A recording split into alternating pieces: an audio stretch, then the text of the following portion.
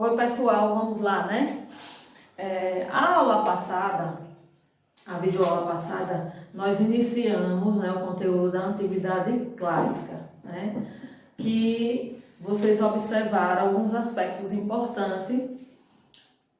Essa importância, ela possibilitou algumas características que são ainda hoje, né, difundidas, né? Na aula passada nós falamos da antiguidade, que foi um conjunto de características de duas civilizações, né? Essas civilizações foram a civilização grega e a civilização romana, né? Dentre esses aspectos que difundiram, né, uma associação de costumes, de algumas características, possibilitaram aí que essas civilizações mesclassem características bastante importantes. A exemplo, dentro do contexto da política, né, que foi falado a questão da democracia, a questão do direito constituído. A gente falou também no esporte como algo bastante importante, que foi em relação às Olimpíadas, né? Que a partir das Olimpíadas é que foi difundido alguns esportes que hoje, não só a Olimpíada em si, mas esses esportes até hoje são de bastante prestígio, não da nossa sociedade, né? Também a gente vai observar que dentro desse aspecto tem outro também que foi muito importante, que foi a criação do alfabeto. Não porque vocês já observaram que o alfabeto ele foi realmente criado pelos fenícios.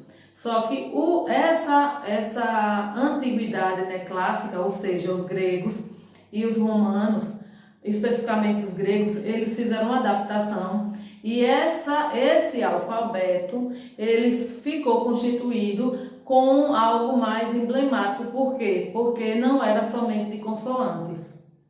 Eles já adaptaram com algumas vogais. Só algumas observações, porque a gente vai precisar observar que a partir dessa criação do alfabeto, né, que também algumas civilizações, a exemplo dos russos, que cria a partir do alfabeto grego, o seu próprio alfabeto, nós também nos encaixamos porque nós adaptamos também esse alfabeto. Eu coloquei aqui algumas letras que vocês observam que o alfabeto grego ele tem 24 letras, né? Letras essas que às vezes elas se assemelham às do nosso alfabeto. Obviamente, se a gente observar aqui, alguns desses símbolos eles são muito próximos, né, ao nosso alfabeto. Só que a gente vai correlacionar mais esse alfabeto quando vocês estudam lá na matemática, né? Precisa esses códigos aqui nessas letras, elas aparecem mais na matemática, né? Como a letra A aqui não é a fonética, né? O som não é de A, mas é do alfa. O B é beta, o Y gama. Esse quadradinho que é o delta, que vocês utilizam muito. Enfim, né, eu coloquei alguns aqui para que vocês observem, porque na verdade foi da aula passada. O alfabeto ele foi inventado no século 8 antes de Cristo. E aí, por que eu falei muito do alfabeto? Porque a partir do alfabeto, né, que a gente vai observar como foi introduzido a literatura grega, que foi a partir do quê? De um código, né?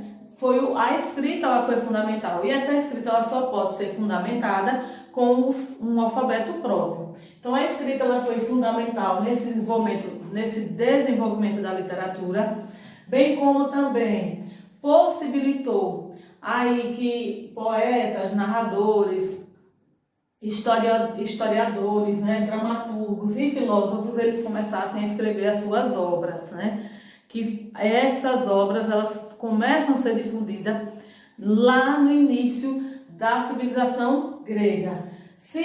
Aqui na literatura, dentro desse contexto, a gente vai ver um destaque maior na poesia de Homero. Homero é o livro de vocês, ele traz uma formatação diferente. Porque vocês vão ainda estudar quem é que foi Homero com o início, né, dessa civilização grega, né? Então, Homero, ele é um dos responsáveis. Eu acho que essa guerra, vocês, mesmo não estudando a civilização grega, mas eu acho que vocês já assistiram vídeos, que é a Guerra de Troia. Então, Homero, ele se destaca em dois dos seus, que a gente diz poemas, né? Poemas de Homero, que é a Ilíada e a Odisseia. Uma trata-se da Guerra de Troia e a outra trata das suas aventuras ao retorno da cidade de Ítaca, que é a cidade que, na verdade, a cidade de Troia ela é destruída e ele passa 10 anos para retornar para a sua cidade. Ao retornar em 10 anos, ele narra em um livro, né, nos seus livros, essas aventuras de 10 anos. Por isso que ele tem o maior destaque, a poesia de Homero, que é a Ilíada e a Odisseia. Já no teatro também, dentro desse contexto da literatura, o destaque fica com os poetas trágicos, porque também é uma importante característica da civilização grega, é o surgimento do teatro, né? Aquele teatro inicial, que é a tragédia e a comédia. Posteriormente, aí vai ser difundida outro tipo, que nós chamamos de teatro em si. Mas os poetas trágicos, Esquilo, que era autor do Ágamo, né? No campo cômico também, eu saí do trágico, fui para o cômico, ou seja, a questão da comédia em si, né? Como eu falei agora há pouco, foram dois tipos que se destacaram no teatro inicialmente, a tragédia e a comédia. Então, na parte trágica, Esquilo é que se destaca. E na parte da comédia é Aristófanes, que foi autor da Lisístrata. A literatura grega, ela é bastante extensa, né? E ela inclui aí ainda narrativas históricas, como eu falei, né? Além de ser uma narrativa, que às vezes pode ser uma narrativa mística, mas também se trata da questão da história grega, né? De um dos fatos também muito importante, que foram duas civilizações que entraram em conflito. Então, as narrativas históricas, como a história também da Guerra do Peloponeso, que é de Tucídides, e os diálogos filosóficos, que é descrito como um banquete de Platão.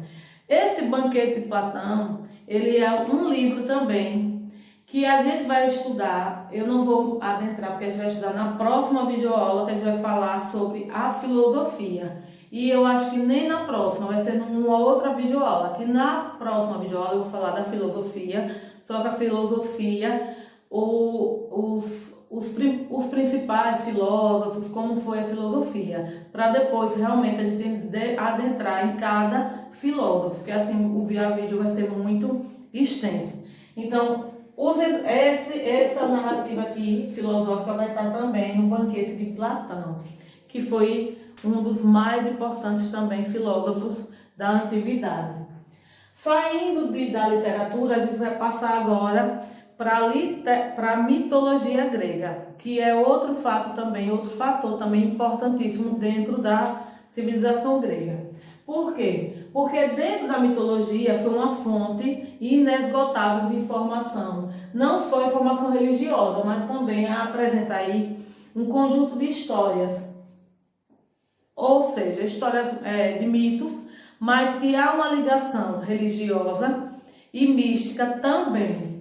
O que é que eles, dentro dessas informações, o que é que eles queriam buscar? Eles queriam buscar explicar a origem de deuses, não só de deuses, mas também da terra e também de elementos da natureza. Tudo isso era explicado através da mitologia, né? As histórias mitológicas, elas podem ser interpretadas como uma visão sobre atos, sobre os valores e sobre as características do comportamento de homens e de mulheres. Todo o contexto, né, não só do cotidiano, mas também dos atos, dos valores e de características, não só físicas, mas comportamentais, elas estão dentro dessa relação da mitologia grega. Tudo a mitologia grega ela explicava, né? Para que você já, acho que já vem entendendo que quase toda a antiguidade ela era politeísta, exceto só uma civilização, que foi a civilização dos hebreus, mas as demais eram todas politeístas, né? Além de politeísta, por acreditar em vários deuses, essas divindades, elas eram consideradas imortais, né? Apresentavam características humanas e muitas das características, as principais características, né? Dentro dessa característica humana, estava relacionada à questão sentimental, né? A questão da emoção, como raiva, rancor, ciúme, alegria e também vingança. As narrativas mitológicas, né, os principais deuses e deusas, elas moravam no Monte Olimpo. Esse Monte Olimpo era a mais alta montanha da Grécia. Eles acreditavam que os deuses eles estavam ali habitando. No livro de vocês trazem alguns deuses gregos. Por que eu especifiquei deuses gregos? Porque eu até já falei em aulas presenciais que vocês gostam muito, sempre perguntam, né? Tem essa dúvida. Porque alguns deuses, eles têm algumas atribuições. O que é atribuições? Aquele deus, lembre-se, a gente está falando de uma antiguidade clássica, ou seja, uma junção de costumes dessas duas civilizações. E a mitologia não foi diferente. A mitologia foi um dos aspectos que foram mais mesclados. Os gregos, os romanos adaptaram esses deuses, só que as atribuições, na maioria das vezes, elas eram modificadas, né? Os deuses gregos, eles eram, ou a atribuição continuava, mas o nome modificava, né? Zeus tinha uma atribuição. Aqui, os principais deuses gregos, exemplo de Zeus, você vai ver isso na página 315, é o deus dos deuses, né? Já era a deusa do casamento e das mulheres. Atenas, a deusa da sabedoria, né? Apolo, deus da inspiração poética e da beleza. Já Afrodite é a deusa do amor. Ares, deus da guerra. Poseidon é o deus dos mares. Deméter, deus dos cereais e da fertilidade. Artemis, a deusa da caça, protetora dos animais. Dionísio, deus do vinho e da vegetação. Hermes, mensageiro dos deuses e dos pastores. E Hades, deuses do mundo subterrâneo. Então, se vocês observarem depois, quando for estudar o contexto romano, eles vão ter outros nomes ou outras atribuições. Agora a gente vai corrigir a atividade da página 308 e a página 309. Na página 308, a primeira questão é por que não é correto afirmar que existe uma única cultura indígena. Lembre-se que esse conteúdo ainda falando dos índios, né? Por quê? Porque existem diferentes povos indígenas, né? Cada um com a sua história, com seu costume e com suas tradições e sua língua. Por isso que cultura indígena é um termo errôneo. Por quê? Porque cada um ela vai ter, até mesmo dentro de um próprio território, ou seja, na Amazônia mesmo, tem não sei quantos tribos indígenas que eles têm costumes, eles falam línguas diferentes, adotam ações, né, diferentes também. Então, não é uma cultura indígena. Na segunda questão, muitas palavras do tronco linguístico tupi fazem parte da língua portuguesa. Vocês pesquisem esses temas e completem o quadro.